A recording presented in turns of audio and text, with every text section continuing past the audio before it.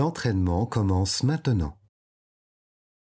Ministère de l'Éducation nationale, Centre international d'études pédagogiques, test de connaissance du français, TCF. Partie 1. Compréhension orale. Dans cette partie du test, vous allez montrer votre compréhension du français parlé dans des situations de la vie quotidienne ou du monde professionnel telles qu'on peut l'entendre en France ou dans un pays francophone. Consigne générale. Lisez attentivement les consignes écrites sur votre livret. Avant chaque document sonore, vous entendrez le signal sonore. Attention, vous n'entendrez ces documents sonores et les questions qu'une seule fois. Alors écoutez bien. Gérez bien votre temps. Le test est chronométré. Cette partie dure 25 minutes. Répondez directement sur la feuille de réponse. N'écrivez rien sur ce livret.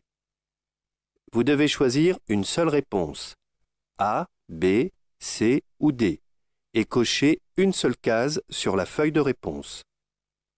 Attention! Si vous vous êtes trompé et avez, par exemple, coché la case B, cochez une nouvelle case et entourez cette case. Nous commençons. Tournez la page. Écoutez les 4 propositions. Choisissez celle qui correspond à l'image. Regardez l'image 1. A, Cabinet du docteur Rouvet, j'écoute. B, Yva, location de voiture, ne quittez pas. C, Réservation de l'hôtel Eiffel, bonjour. D, Restaurant Pizza Napoli, j'écoute.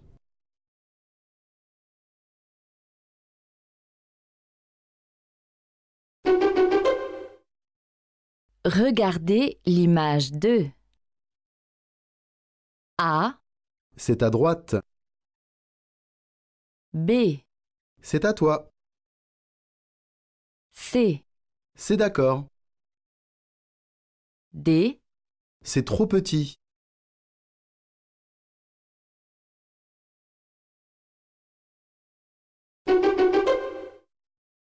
regardez l'image 3.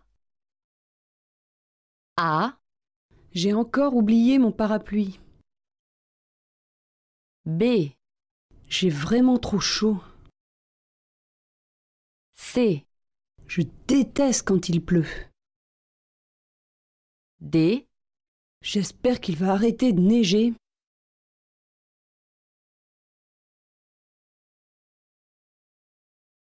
écoutez l'extrait sonore et les 4 propositions. Choisissez la bonne réponse.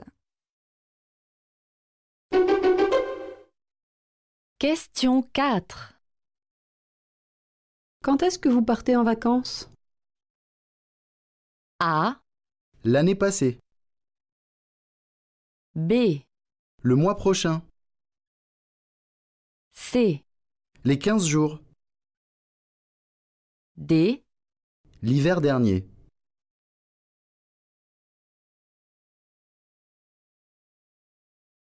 écoutez le document sonore et la question. Choisissez la bonne réponse.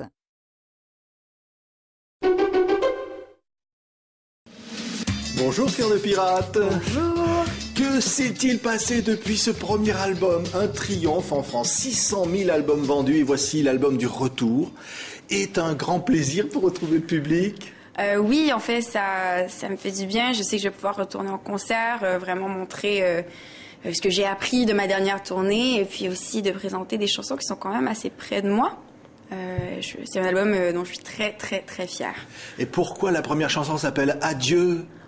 Oh, il n'y a pas vraiment de lien particulier. En fait, c'est la seule chanson qui parle de la phase d'une rupture où tu as vraiment envie que l'autre personne disparaisse. Ouais. Question 5.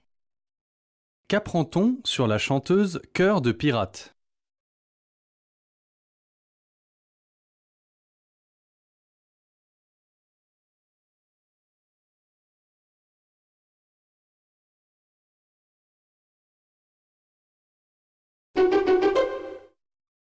Et on me demande de faire des voix de toutes sortes, parce que quand on arrive dans un studio d'enregistrement, on ne sait pas ce qu'on va nous demander. On sait vaguement que c'est une pub ou une bande-annonce ou un documentaire. On n'a jamais les textes. Donc ça, il faut avoir une formation solide d'acteur, et ce sont des cours d'art dramatique qui m'ont permis d'interpréter des textes et non pas juste de les lire. Question 6. De quelle profession parle cet homme?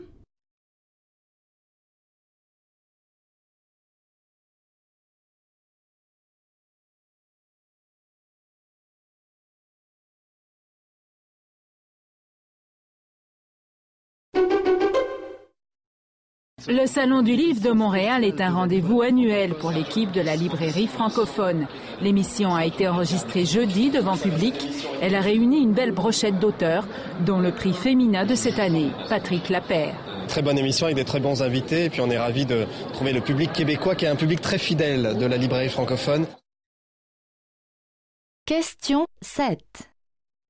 D'après cet extrait, que pouvait-on faire au Salon du Livre?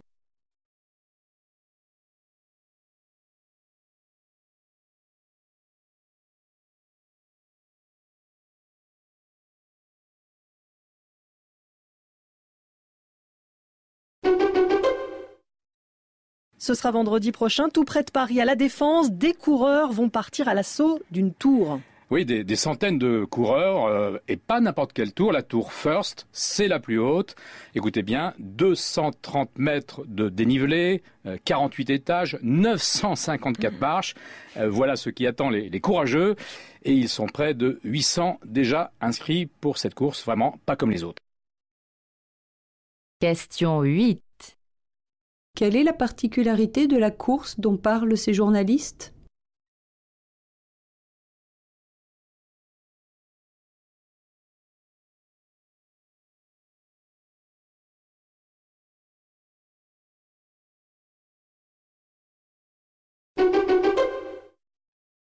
J'ai entrepris de vous parler de soupe. Non seulement parce que ce mets est à la fois essentiel et délicieux, mais parce que le terme est d'une richesse incroyable. Le mot soupe, qui signifie proprement une tranche de pain, a rapidement désigné ce plat simple, rustique et nourrissant, une tranche de pain recouverte de bouillon. Soupe, par suite, en est venu à signifier le repas en général, voire la nourriture ou ce qui est profitable. À la soupe vous invite au repas, quel qu'il soit. Manger la soupe sur la tête de quelqu'un signifie être plus grand que lui, pouvoir manger sur sa tête. Et bouder la soupe signifie manquer d'appétit en général. Question 9. Que veut dire à l'origine le terme soupe?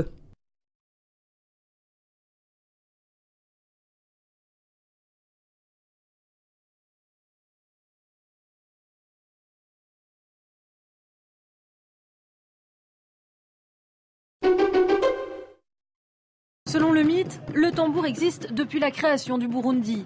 Instrument sacré, il était joué pour les rois. Aujourd'hui, il est toujours réservé aux grandes cérémonies, mais c'est aussi devenu une fierté nationale. Maintenant, c'est vraiment tous les jeunes qui veulent se mettre au tambour. Dans les quartiers, dans les villes, dans les écoles, c'est tout le monde qui veut se mettre au tambour. Et c'est quelque chose dont on est fier et qu'on ne veut pas perdre. Question 10. Qu'apprend-on sur le tambour au Burundi?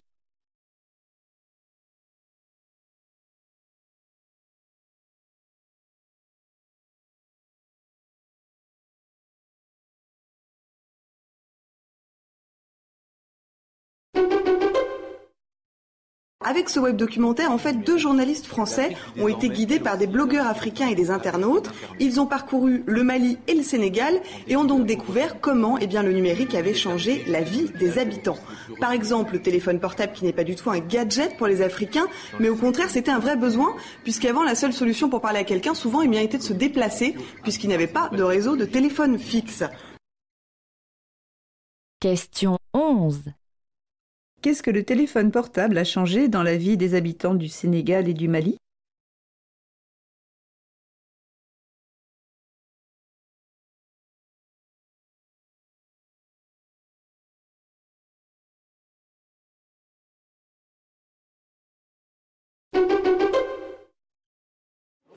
nous avons tendance à devenir de plus en plus des consommateurs et des consommateurs boulimiques des richesses qui nous entourent, qu'il s'agisse des richesses concrètes de l'univers et que nous détruisons en les consommant, ou des richesses intellectuelles que nous absorbons avec une intensité, une rapidité beaucoup plus grande que nous ne parvenons à les renouveler. Question 12. Que dénonce cet intervenant?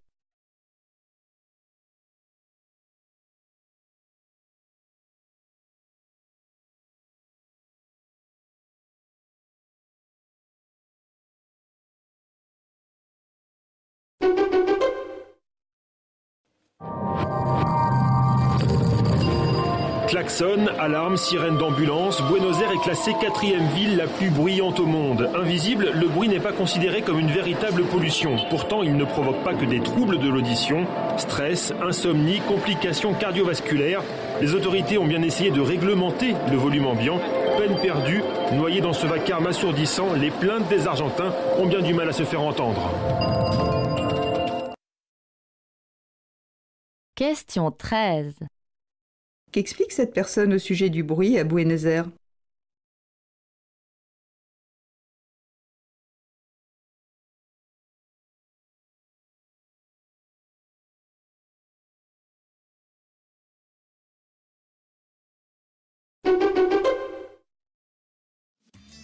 Bonjour Sylvie Brunel, géographe bien sûr, puis aussi évidemment militante, Action contre la faim notamment.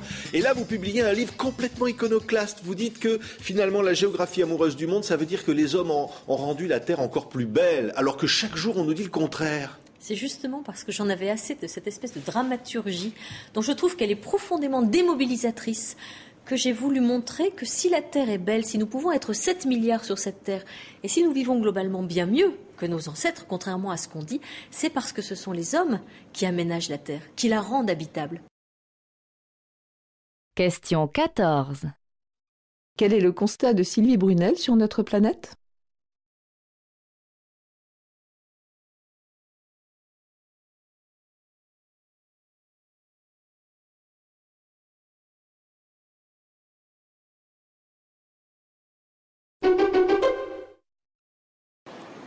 Moi j'ai essayé les deux en fait, il y a très longtemps. J'ai écrit des chansons en français et en anglais, mais j'ai quand même l'impression qu'écrire dans sa langue maternelle, ça a quelque chose de plus viscéral, enfin en tout cas pour moi, parce que j'avais une approche assez théorique et assez imagée de l'anglais, alors que le français me demandait d'assumer beaucoup plus ce que je disais. Et moi j'aime avoir une écriture qui est beaucoup plus violente par rapport à ce que j'ai besoin de dire.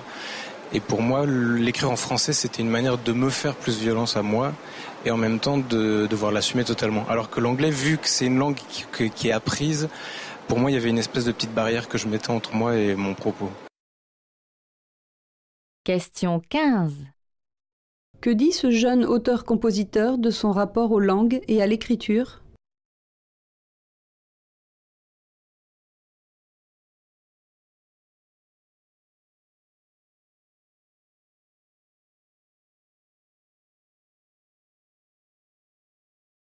Vous venez de terminer les questions de compréhension orale. Continuez l'entraînement en répondant aux questions de structure de la langue et de compréhension écrite